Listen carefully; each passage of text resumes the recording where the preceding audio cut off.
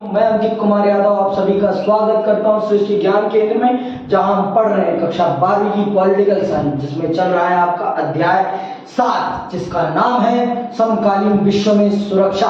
और इसमें मैंने आपको बहुत सारे विषयों के बारे में समझा दिया है। मैंने समझा दिया है आपको कि क्या है सुरक्षा, मैंने समझा दिया है आपको कि क्या है पारंपरिक और क्या है अपारंपरिक सुरक्षा। मैंने आपको ये भी समझा दिया है कि आज के विश्व में कौन से ऐसे खतरे हैं, नए खतरे जो विश्व को खतरे में डाल सकते हैं। अब मैं चल रहा हूं आपको समझाने वो विषय जिसको अगर हम अपने जीवन में अपना लेते हैं और अगर हम उन पर अमल करना प्रारंभ कर देते हैं तो फिर हमें खतरे से कोई दिक्कत नहीं होगी। क्या है? सहयोग मूलक सुरक्षा। जब तक हम एक दूसरे का सहयोग नहीं करेंगे तब तक हम सुरक्षित नहीं रह सकते। भारत का संविधान सबसे पहले गारंटी आपको यही देता है कि आपके साथ अगर कुछ गलत होगा तो मैं आपको यह आश्वासन देता हूं कि आपको न्याय मिलेगा। तो ये उसका कहना है। ये आपको क्या कह रहा है कि आप सब एक दूसरे से आश्वस्त हो जाएं, जिससे कि आप एक दूसरे पर विश्वास कर सकें और एक दूसरे के साथ सहयोग करके देश को आगे बढ़ाएं। तो विश्वास जब तक नहीं आएगा तब तक सहयोग नहीं आएगा। और मैंने आपको पहले ही बता दिया है, हथियार एक व्यक्ति एक दूसरे के खिलाफ तभी बनाता है या खरीदता है जब उसे अपने प्रतिद्वंदी पर विश्वास नहीं होता। और जिस दिन आपको आपके पड़ोसी, आपके घर वाले, इधर उधर आस पड़ोस के लोगों पर विश्वास हो जाता है, उस दिन आप उनके खिलाफ अपने पास हथियार नहीं रखते। तो यही चीज है। तो ये चल रहे हैं आज समझने उस सुरक्षा को जो वास्तविक रूप में अगर समाज में आ जाती है तो समाज सुरक्षित हो जाएगा। तो चलिए पढ़ते हैं और समझते हैं विस्तार पूर्वक। सहयोग मूलक सुरक्षा। हमने देखा कि सुरक्षा पर मंडराते इन अनेक अपारंपरिक खतरों से निपटने के लिए सैन्य संघर्ष ही नहीं बल्कि आपसी सहयोग की जरूरत है। इन खतरों से निपटने, ये जो अपारंपरिक तरीके के जितने भी खतरे हैं, इनसे हम सैन्य तौर पर निपट नहीं सकते। हम बीमारियों से सैन्य तौर पर निपट नहीं सकते। अगर हमें बीमारियों से निपटना है तो हमें एक दूसरे का सहयोग करना पड़ेगा। हमें एक दूसरे का सहयोग करना पड़ेगा, तभी हम इन खतरों से निपट सकते हैं। नहीं तो हमारा निपट पाना इनसे संभव नहीं है। मैंने आपको कल ही बता दिया था कि अगर आपको सच में सुरक्षा सुनिश्चित करनी है तो दोनों पहलुओं पर ध्यान देना पड़ेगा। बिना एक पहलू पर ध्यान देकर आप सुरक्षा नहीं सुनिश्चित कर सकते हैं। आप सुरक्षा सुनिश्चित नहीं कर सकते। अगर आपको वास्तविक रूप में सुरक्षा सुनिश्चित करनी है तो आपको सभी पहलुओं पर ध्यान देना पड़ेगा। सभी पहलुओं पर ध्यान देना पड़ेगा, तभी सुरक्षा सुनिश्चित हो सकती है। नहीं तो एक तरफ आप सुरक्षित कर रहे हैं, एक तरफ एक सिक्के को आप रोज साफ कर रहे हैं, उस पर तेल लगा रहे हैं, लेकिन दूसरे साइड अगर आप उसे साफ और तेल नहीं लगा रहे तो वो उस साइड से रस्ट खाकर गल जाएगा। तो वो जिस साइड से आप साफ कर रहे थे वो भी खराब हो जाएगा। तो एक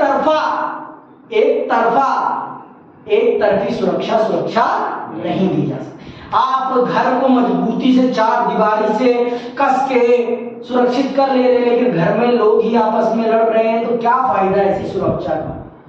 क्या फायदा ऐसी सुरक्षा का? तो सुरक्षा सुनिश्चित करनी है तो सहयोग मूलक सुरक्षा को ही सुनिश्चित किया जा सकता है। तो चलिए पढ़ते हैं और विस्तार पूर्वक और समझते हैं। आतंकवाद से लड़ने अथवा मानव अधिकारों को बहाल करने में भले ही सैन्य बल की कोई भूमिका हो, और यहाँ भी सैन्य बल एक सीमा तक ही कारगर हो सकता है। देखो, मैंने आपको पहले ही बता दिया है कि पाकिस्तान में अगर आतंकवाद है तो उसके पीछे क्या कारण है, आपको मैंने पहले ही बता दिया है। वहां शिक्षा नहीं है, स्वास्थ्य नहीं है और गरीबी है। इन कारणों से वहां का जो युवा है वो बरगलाया जाता है और उसे आतंकवादी बनाया जाता है। हथियार से आप किसी भी प्रकार की सुरक्षा सुनिश्चित नहीं कर सकते। आप सच्ची सुरक्षा तभी सुनिश्चित कर सकते हैं जब आप क्या करें, जब आप एक दूसरे का सहयोग करें, एक दूसरे के साथ खड़े हों, तभी आप सुरक्षा सुनिश्चित कर सकते हैं। अगर एक गांव दूसरे गांव को कह दे भाई हम नहीं लड़ेंगे, तो कोई खतरा होगा? अगर एक पड़ोसी कह दे कि तेरे घर की रक्षा मैं करूंगा, तू मेरे घर की कर, मैं तेरे घर, तो किसी के घर में चोरी होगी? कहते हैं ना कि घर का भेदी लंका ढाए। लेकिन मैं यहाँ पर वो उदाहरण उस परिप्रेक्ष्य में नहीं कह रहा हूँ, यहाँ पर मैं अलग परिप्रेक्ष्य, वो धर्म का साथ दे रहे थे, दुर्योधन जो थे धर्म का साथ देने के लिए राम के पक्ष में आते हैं। वहां वाले उदाहरण को कभी भी आज के समय के उदाहरण के साथ कंपेयर नहीं करना चाहिए। समझ में आई बात? तो आगे सुनिए आप और। लेकिन गरीबी मिटाने, तेल तथा बहुमूल्य धातुओं की आपूर्ति बढ़ाने, अप्रवासियों और शरणार्थियों की आवाजाही के प्रबंधन तथा महामारी के नियंत्रण में सैन्य बल से क्या मदद मिलेगी, यह कहना मुश्किल है। वस्तुतः ऐसे अधिकांश मामलों में सैन्य बल के प्रयोग से मामला और बिगड़ेगा। आप खुद बताओ कि लोग यहाँ से वहां रोजगार के लिए जा रहे हैं, तो क्या आप बंदूक के दम पे लोगों को रोक पाओगे? कदापि नहीं रोक। आप रोक तभी सकते हो उनको जब उनका विकास आप कर दोगे। आप उनका विकास वहीं उन्हें सुनिश्चित, मुझे खुद, मैं अगर गांव से यहाँ आया हूँ तो मैं क्यों आया हूँ? मैं इसलिए आया हूँ क्योंकि मेरे गांव में वो सुविधाएं उपलब्ध नहीं थी, जिस कारणवश मुझे वहां से पलायन करके यहाँ आना पड़ा। अगर वहां पर वो सुविधाएं उपलब्ध होती तो मुझे आने की जरूरत नहीं पड़ती। दिल्ली यूनिवर्सिटी में अगर बच्चे इतनी भीड़ लगा रहे हैं, दूसरे राज्यों के बच्चे आ रहे हैं, तो उसका सिर्फ एक कारण है कि दिल्ली यूनिवर्सिटी जैसे अन्य कॉलेज उनके राज्यों में उपलब्ध नहीं है। अगर उनके राज्यों में उन्हें वही कॉलेज उपलब्ध हो जाएंगे तो उन्हें दिल्ली यूनिवर्सिटी आने की कोई जरूरत नहीं पड़ेगी। गुणवत्ता मैटर करती है, समझ में? तो यहाँ पर भी कोई भी इंसान अगर अप्रवास करता है, एक जगह से दूसरी जगह जाता है, तो उसके पीछे कारण सिर्फ यही होता है, उन्हें जहां वो रह रहे हैं वहां वो सुरक्षित नहीं है, या फिर वहां पर विकास की समस्या। और शरणार्थी कोई होता है तो अपनी इच्छा से नहीं होता, वहां युद्ध होता है, कलेश होता है, जिसके कारण वो शरणार्थी बनने के लिए मजबूर होते हैं। नहीं तो कौन, किसे पसंद है अपना घर छोड़ना? आप खुद बताओ मुझे, किसे पसंद है? और कभी भी हथियार के बल पर तो सुरक्षा सुनिश्चित ही नहीं की जा सकती है। ये बात मैं आपको गारंटी के साथ कह रहा हूं, ठीक? ज्यादा प्रभावी यही होगा कि अंतरराष्ट्रीय सहयोग से रणनीतियां तैयार की जाए। सहयोग द्विपक्षीय, क्षेत्रीय, महादेशीय अथवा वैश्विक स्तर का हो सकता है। यह इस बात पर निर्भर करेगा कि खतरे की प्रकृति क्या है और विभिन्न देश इससे निपटने के लिए कितने इच्छुक तथा सक्षम है। सहयोग मूलक सुरक्षा में विभिन्न देशों के आंतरिक अंतरराष्ट्रीय स्तर की अन्य संस्थाएं जैसे अंतरराष्ट्रीय संगठन, संयुक्त राष्ट्र संघ, विश्व स्वास्थ्य संगठन, विश्व बैंक, अंतरराष्ट्रीय मुद्रा कोष आदि स्वयंसेवी संगठन, एमनेस्टी इंटरनेशनल, रेड क्रॉस, निजी संगठन तथा दानदाता संस्थाएं, चर्च और धार्मिक संगठन, मजदूर संगठन, सामाजिक और विकास संगठन, व्यावसायिक संगठन और निगम तथा जानी मानी हस्तियां जैसे नेल्सन मंडेला, मदर टेरेसा शामिल हो सकते हैं। अगर ये इस तरह से आप एक सहयोग मूलक सुरक्षा सुनिश्चित कर लेंगे तो सबसे ज्यादा देश सुरक्षित होगा। और इसके लिए हम सब उन संस्थाओं को हमें एकजुट करना पड़ेगा जो समाज की सेवा के लिए काम करती हैं, जो समाज की सेवा के लिए काम करती हैं। हम अकेले कुछ नहीं कर सकते, है ना?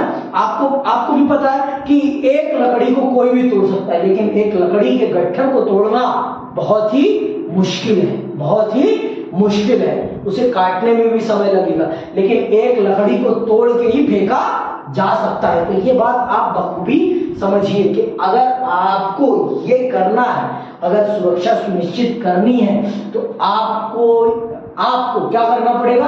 आपको एक दूसरे का सहयोग करना पड़ेगा, और बिना एक दूसरे के सहयोग के आप आगे नहीं बढ़ सकते हैं, आप आगे नहीं बढ़ सकते हैं। साफ और सीधी बात। आगे सुनिए। अब हम चल रहे हैं अपने देश की सुरक्षा की रणनीतियों के बारे में समझने। हमारे देश की सुरक्षा रणनीति क्या है, हमारा देश किस प्रकार की सुरक्षा की रणनीति को अपनाता है। आजकल हमारे देश में बहुत लोग चिल्लाते हैं सुरक्षा पर, लेकिन सच में सुरक्षा के लिए कोई काम नहीं करते। बहुत लोग नेहरू को गालियां बकते हैं, लेकिन आज अगर भारत ये सुनिश्चित कर पा रहा है कि वो रूस के साथ भी व्यापार कर पा रहा है और अमेरिका के साथ भी व्यापार कर पा रहा है, तो इसके पीछे नेहरू की गुटनिरपेक्ष की नीति का वो बल है। जब उन्होंने शीत युद्ध के दौरान किसी एक का दामन नहीं थामा, तभी जाकर वो उतना मजबूत भारत तैयार कर पाए जो अपने बल पर दुनिया को चलाता है, ना कि दुनिया के अनुसार अपने आप को चलाता है। आज भारत की अर्थव्यवस्था इतनी मजबूत है। क्यों मजबूत है? क्योंकि उन्होंने देश को अच्छी रणनीतियों के अंतर्गत अच्छे आईएम, अच्छी आप कह सकते हैं औद्योगिक नीति प्रदान करी, जिसके कारण भारत स्टेबल हो पाया। आज जो हम आत्मनिर्भर का राग अलाप रहे हैं, ये 1951 में ही अलापना प्रारंभ कर चुके थे। हम 1951 से ही हम अलाप रहे हैं कि हमें अपने भारत को आत्मनिर्भर बनाना चाहिए। उस समय इसे सेल्फ रिलायंस कहते थे। क्या कहते थे? Self reliance. आज इसे आत्मनिर्भर भारत कहते हैं जिसे हम।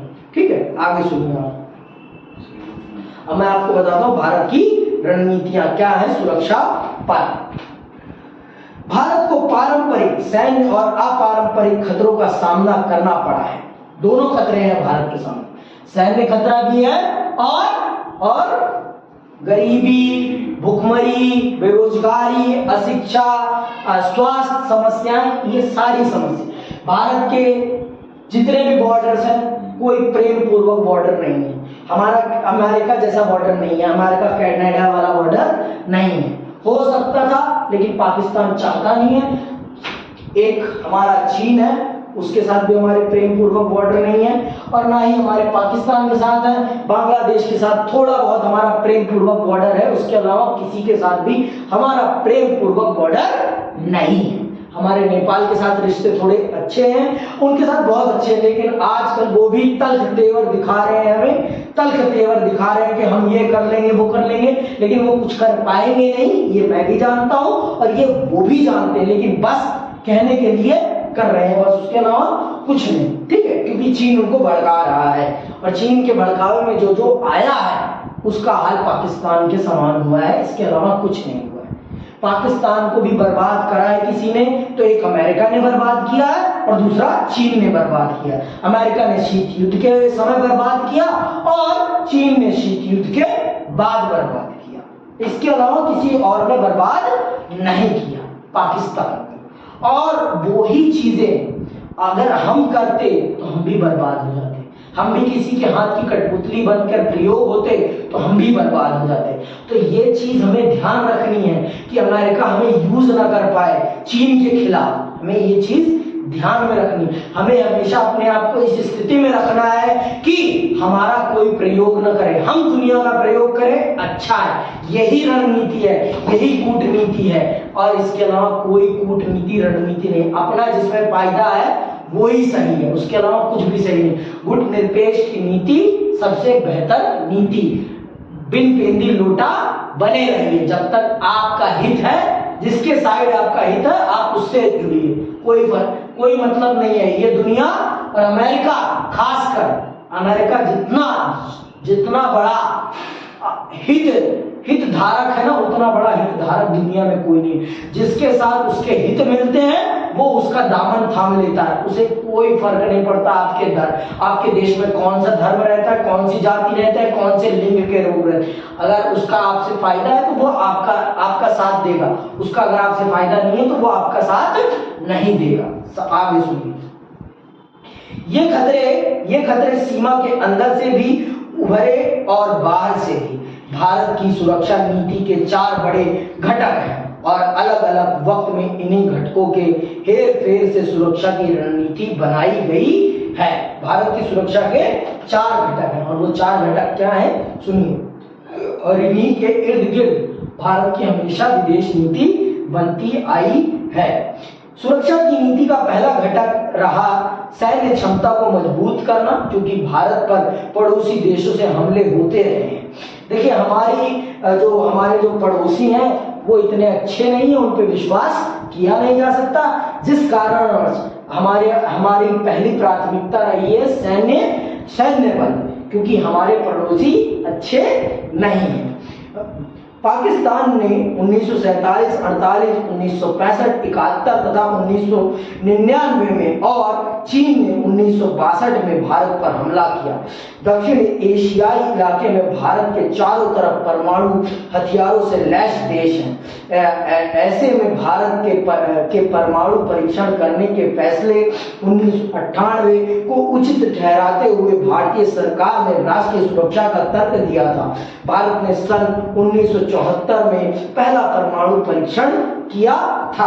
देखिए चीन है परमाणु संपन्न और चीन है संधियों के हाथ में, तो अगर हमें अपनी सुरक्षा सुनिश्चित करनी है तो हमें भी उनके समान ताकत रखनी पड़ेगी। इसीलिए पंडित नेहरू ने जब भारत को आजाद कराया उनका सीधे माइंडसेट था कि हम भी परमाणु शक्ति संपन्न बनेंगे, क्योंकि अगर हम परमाणु शक्ति संपन्न नहीं बनेंगे तो हम इस शीत युद्ध के समय काल में सरवाइव नहीं कर पाएंगे।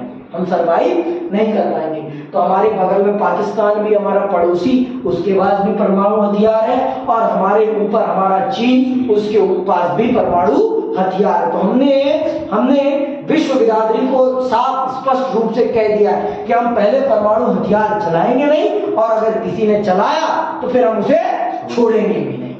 और ये हमने परमाणु शक्ति जो प्राप्त करी है, ये हमने देश को ऊर्जा, देश के विकास के और ऊर्जा पूर्ति के लिए कि हम इसे हथियार के रूप में नहीं, हम इसे एक एनर्जी के साधन के रूप में आप कह सकते हैं कि हम इसे एक प्रकार के फ्यूल के रूप में यूज करेंगे। हम इसे हथियार के रूप में यूज नहीं करेंगे। लेकिन स्पष्ट है फिर अगर हमारे ऊपर किसी ने चलाया तो फिर हम भी पीछे हटने वाले नहीं हैं। और आज हमें वो चलाने की जरूरत नहीं है, हमारे पास इतने हथियार हैं कि हम उन हथियारों को ही दाग देंगे ना पड़ोसी के ऊपर, पड़ोसी बर्बाद हो जाएगा। समझ में आई बात? आगे सुनिए। भारत की सुरक्षा नीति का दूसरा घटक है अपने सुरक्षा हितों को बचाने के लिए अंतरराष्ट्रीय कायदों और संस्थाओं को मजबूत करना। भारत के पहले प्रधानमंत्री जवाहरलाल नेहरू ने एशियाई एकता, औपनिवेशीकरण और निशस्त्रीकरण के प्रयासों की हिमायत की। उन्होंने अंतरराष्ट्रीय संघों में संयुक्त राष्ट्र संघ को अंतिम पंच मानने पर जोर दिया। भारत में हथियारों के प्रसार के संबंध में एक सार्वभौम और बिना भेदभाव वाली नीति चलाने की पहलकदमी की, जिसमें हर देश को सामूहिक संहार के हथियारों, परमाणु, जैविक, रासायनिक से संबंधित बराबर के अधिकार और दायित्व हों। भारत ने 9 अंतरराष्ट्रीय आर्थिक व्यवस्था की मांग उठाई और सबसे बड़ी बात यह कि 2 महाशक्तियों की खेमेबाजी से अलग उसने गुटनिरपेक्ष के रूप में विश्व शक्ति का तीसरा विकल्प सामने रखा। भारत उन 160 देशों में शामिल है जिन्होंने 1997 के क्योटो प्रोटोकॉल पर हस्ताक्षर किए। क्योटो प्रोटोकॉल में अंडरलाइन कर लेना क्या है, ये प्रश्न पूछा जाता है। क्योटो प्रोटोकॉल पर हस्ताक्षर किए। क्योटो प्रोटोकॉल में वैश्विक ताप वृद्धि पर काबू रखने के लिए ग्रीन हाउस गैसेस के उत्सर्जन को कम करने के संबंध में दिशा निर्देश बताए गए हैं। सहयोग मूलक सुरक्षा की पहलकदमियों के समर्थन में भारत ने अपनी सेना संयुक्त राष्ट्र संघ के शांति बहाली में के मिशनों में भी भेजी है। तो भारत हमेशा इस बात का पैरोकार रहा है कि हथियार कम से कम होने चाहिए, हथियारों का निर्माण कम से कम होना चाहिए, क्योंकि जितने हथियार बनेंगे उतना ही खतरा बढ़ेगा। और आप जानते हैं कि हथियार बनाना मुश्किल नहीं है, हथियारों को सुरक्षित रखना गलत हाथों से वो ज्यादा मुश्किल है। शीत युद्ध के दौरान सबसे बड़ी शंका इसी बात की थी और भारत ने शीत युद्ध के उस खेमेबंदी के समय में भी भारत को एक अलग गुट में रखा और भारत को हमेशा सशक्त बनाकर रखा नेहरू जी की नीतियों के अनुसार। और आप भारत सहयोग मूलक नीतियां चाहता है और ये जो पश्चिम के देश है ना, ये कभी नहीं चाहते कि गरीब देश उनके बराबर हो सके, गरीब देश उनके बराबर हो सके, ये कभी नहीं चाहते। नहीं तो ये चाहे तो अपनी टेक्नोलॉजीज हम सबके साथ बहुत ही कम कीमतों पर शेयर कर सकें, लेकिन ये नहीं करते। तो इसीलिए क्योटो प्रोटोकॉल फॉलो नहीं हो पाता। ग्रीन हाउस गैसेस का प्रयोग हो रहा है आज भी बहुत सारे देशों में। ये जो फॉसिल फ्यूल्स है इन्हीं को ग्रीन हाउस गैसेस कहा जाता है। इसीलिए यूज हो रहा है कोयला, पेट्रोल, इसीलिए यूज हो रहा है क्योंकि ये जो बड़े बड़े अमीर देश है जिन्होंने रिसर्च करके अपने लिए बहुत ही अच्छे अच्छे फ्यूल बना लिए हैं, ये उन टेक्नोलॉजीज को वो चीजें किसी और के साथ शेयर करना नहीं चाहते। इस कारण से, नहीं तो बहुत सारी चीजें अपने आप सही हो जाए। भारत हमेशा सहयोग मूलक राजनीति करता है, भारत हमेशा एक अच्छी राजनीति चाहता है, लेकिन दुनिया में ऐसे बहुत सारे नकारात्मक देश हैं जो अच्छी राजनीति करना पसंद नहीं करते। वो हमेशा बहुत सारे देशों को अपने नीचे, अपने घुटनों के नीचे दबाकर रखना चाहते हैं। ठीक, आगे सुनिए। भारत की सुरक्षा रणनीति का तीसरा घटक है देश की अंदरूनी सुरक्षा, समस्याओं से निपटने की तैयारी। नागालैंड, मिजोरम, पंजाब और कश्मीर जैसे क्षेत्रों से कई उग्रवादी समूहों ने समय समय पर इन प्रांतों को भारत से अलगाने की कोशिश की। भारत में राष्ट्रीय एकता को बनाए रखने के लिए लोकतांत्रिक राजनीतिक व्यवस्था का पालन किया है। यह व्यवस्था विभिन्न समुदायों और जनसमूहों को